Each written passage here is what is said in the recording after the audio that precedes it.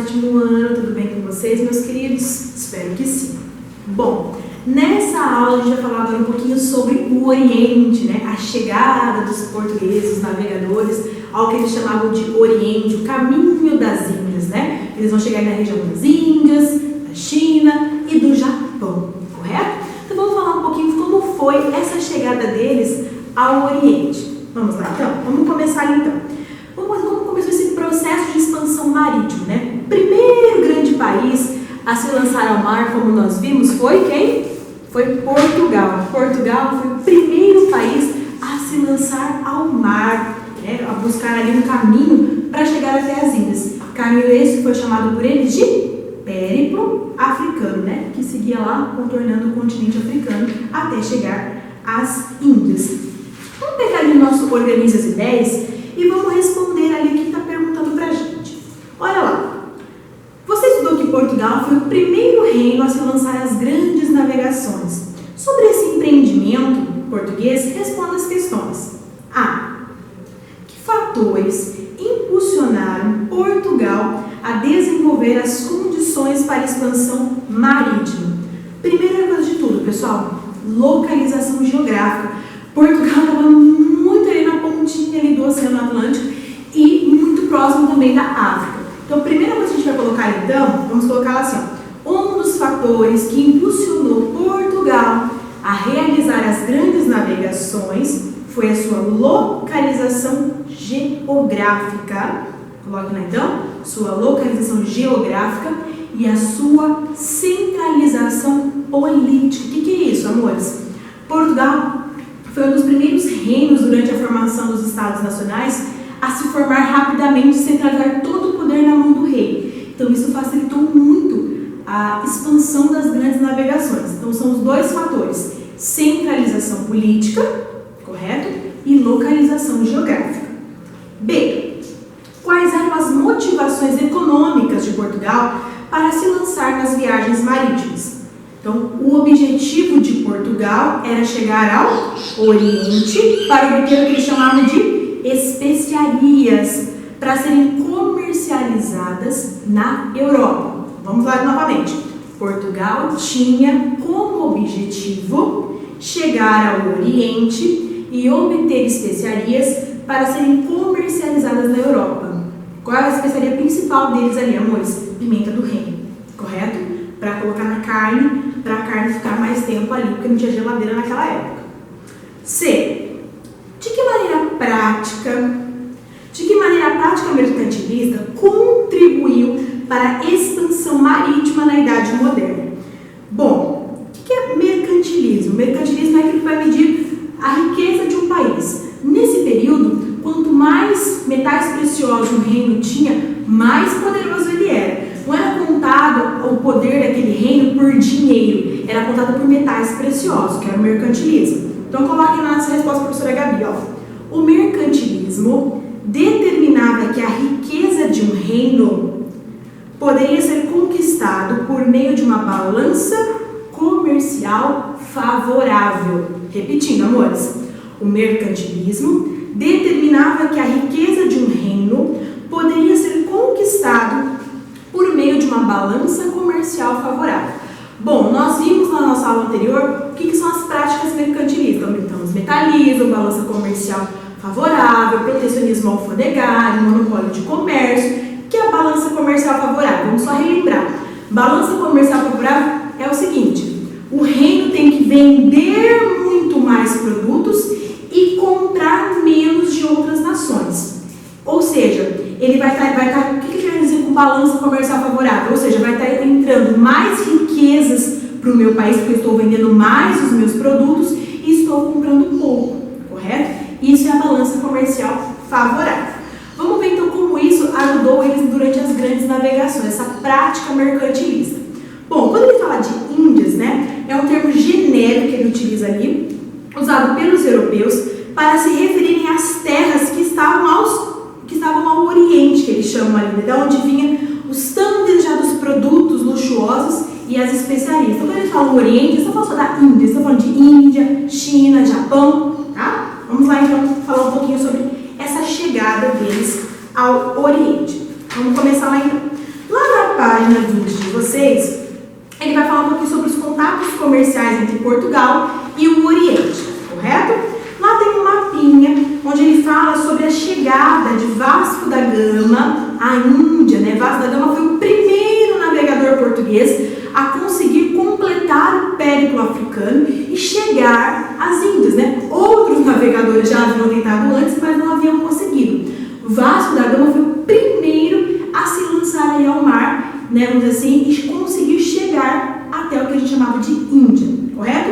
Aí a gente tem certinho o percurso de Vasco da Gama. Olha ali Portugal, quase colado ali no continente africano, então a localização geográfica de Portugal é muito importante. Então ele sai ali contornando a costa africana, ele se distancia um pouco da costa, né, o que não era o que o périplo africano colocava, que no périplo eles tinham que contornar bem rente, bem próximo ao continente africano. O Vasco da Gama afasta um pouco. Por que ele afasta um pouco? Para passar ali embaixo no Cabo das Tormentas e não passar por vamos dizer assim, por ondas muito fortes. Então ele se afasta um pouquinho mais para pegar um mar um pouquinho mais calmo para conseguir contornar e chegar às Índias.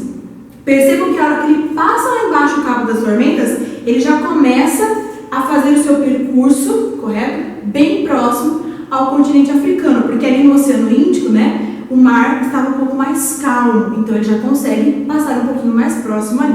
E ele chega à Índia, na cidade de Goa, né, ali em Calicut. Vamos falar um pouquinho sobre isso então. Olha, olhando para esse mapa aqui, vamos responder então as questões A, B e C da página 20. Vamos lá então? Letra A. De acordo com o mapa, em quais impérios os portugueses aportaram e que eram chamados de Índias? Então, o que eram as Índias para os portugueses? Ali a gente tem pintadinho de laranja, de verde e de roxo. O que seriam as Índias então para os portugueses? A Índia, correto?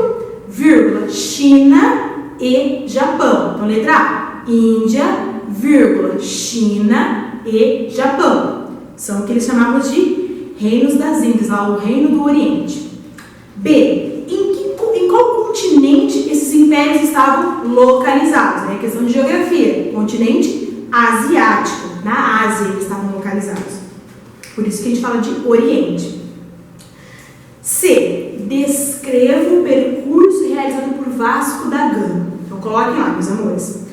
Vasco da Gama partiu de Lisboa e navegou pela costa oeste da África. Repetindo, Vasco da Gama partiu de Lisboa e navegou pela costa oeste da África, vírgula. Contornou o Cabo da Boa Esperança até alcançar o Oceano Índico. Repetindo, contornou o Cabo da Boa Esperança até alcançar o Oceano Índico. Ponto. Fez algumas paradas na costa índica da África. Fez algumas paradas na costa índica da África, vírgula, e chegou até a cidade de Calicut. Ponto final. Chegou até a cidade de Calicut, ponto final, que é a cidade da Índia, aonde eles chegam.